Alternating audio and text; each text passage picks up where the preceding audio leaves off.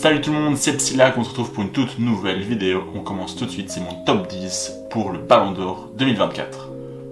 En 10e position, on retrouve Rudiger qui a gagné la Ligue des Champions et la Liga avec le Real Madrid et qui a notamment été jusqu'en quart de finale de l'Euro 2024. C'est tout simplement pour moi une des pièces maîtresses de la défense du Real Madrid. Son match face à Manchester City, son match retour où il a tout simplement été exceptionnel. C'est lui qui a tout défendu sur Erling Haaland à la perfection. Il a notamment marqué le but de la victoire sur les tirs au but tout simplement, qui a permis au Real Madrid de voler en demi-finale. Et c'est lui qui fait l'assist sur le but de Joselu, pour le but du 2-1 face au Bayern de Munich. En 9e position, on retrouve Haaland.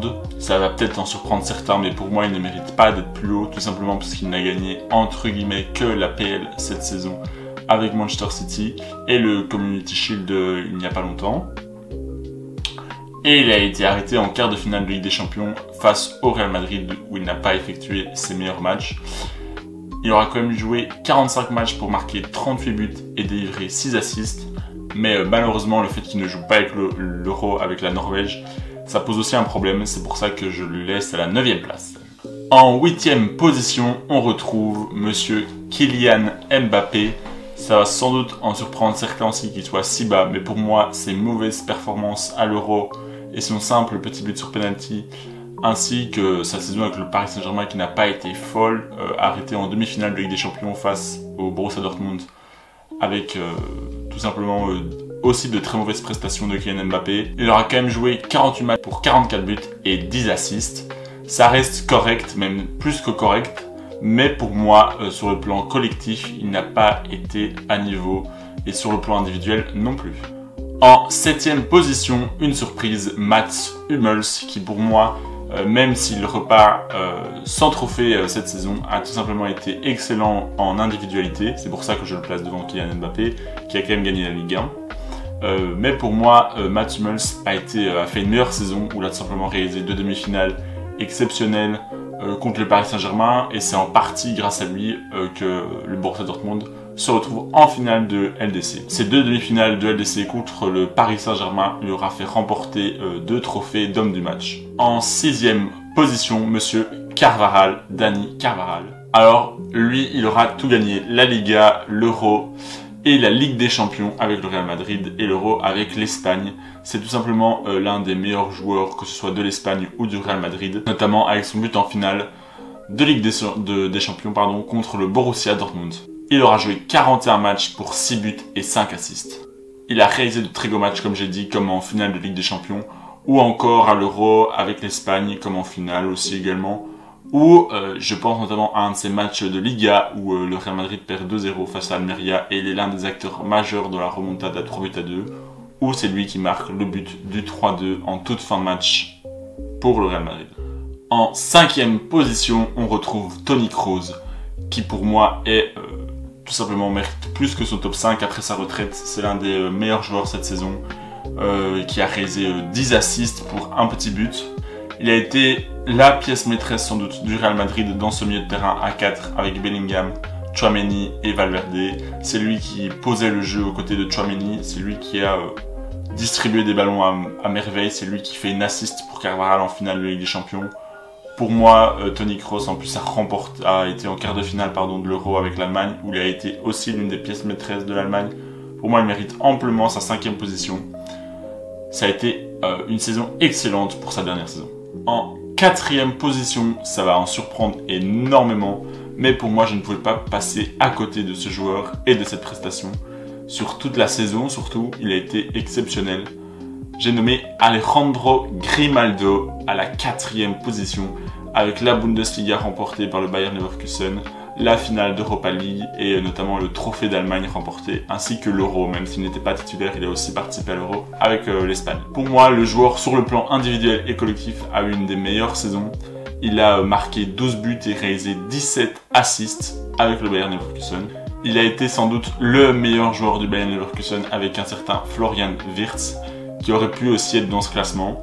Mais je trouvais que pour moi, Grimaldo avait une plus grosse importance qu'un Florian Wirtz sur le système de jeu de Xabi Alonso. C'est pour ça que je l'ai mis en 4e position. En 3e position, j'ai nommé Rodri de Manchester City qui aura gagné l'APL avec Manchester City.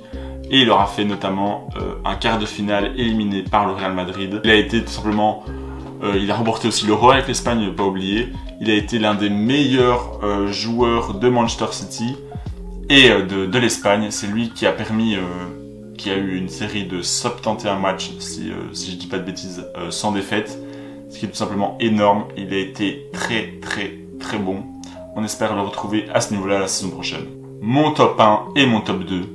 Alors mon top 2 n'est autre que Jude Bellingham, qui aura réalisé 23 buts et 13 assists avec le Real Madrid, avec tout simplement une saison exceptionnelle pour une première saison avec le Real Madrid. Il a été partout, que ce soit défensivement, offensivement, techniquement, il a été très bon. Et c'est sans doute, pour moi, c'est tout simplement le 2e meilleur joueur du monde. Il n'y a pas photo, il a survolé cette année. Il ne faut pas oublier aussi qu'il a été jusqu'en finale de l'Euro avec l'Angleterre, où il a été aussi l'une des pièces maîtresses de l'Angleterre, avec notamment sa retournée acrobatique contre la Slovaquie qui permet d'arracher les prolongations.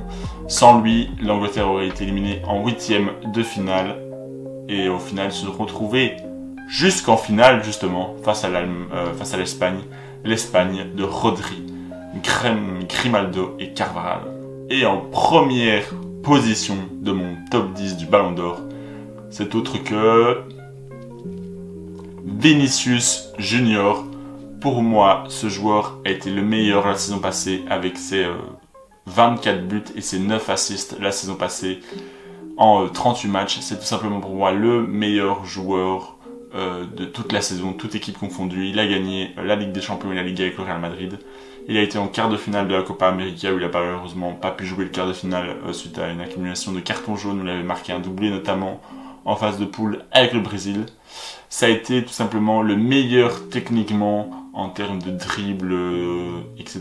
Pour moi, c'était le joueur que j'ai préféré voir, qui avait la plus belle finition, qui sortait des gros matchs, notamment face au Barça avec son triplé en finale de la Super Coupe d'Espagne face au Barça dans la victoire 4-1. Il a été tout simplement excellent, avec notamment son but en finale de Ligue des Champions. En fait, ce qui a joué sur le fait qu'il soit premier, c'est ses performances dans les grands matchs, en finale de Ligue des Champions, comme je l'ai dit, en finale de la Super Coupe d'Espagne, et aussi en demi-finale face au Bayern Munich, où il a gagné les 2 trophées d'homme du match avec son doublé au match aller et au match retour où il a simplement été le joueur le plus dangereux, celui qui créait le plus d'occasions. Donc pour moi, Vinicius mérite amplement son Ballon d'Or. Il a été plus que décisif dans les matchs importants. On pourrait aussi rajouter ce match face à Girona.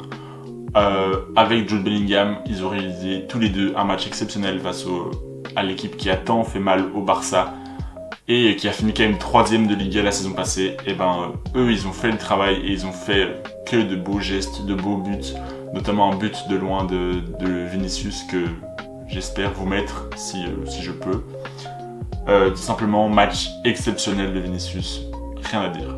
Et donc pour terminer cette vidéo, je vais mettre quand même en mention honorable Florian Wirtz, qui pour moi n'est vraiment pas loin de prendre la place de Rudiger dans ce top 10.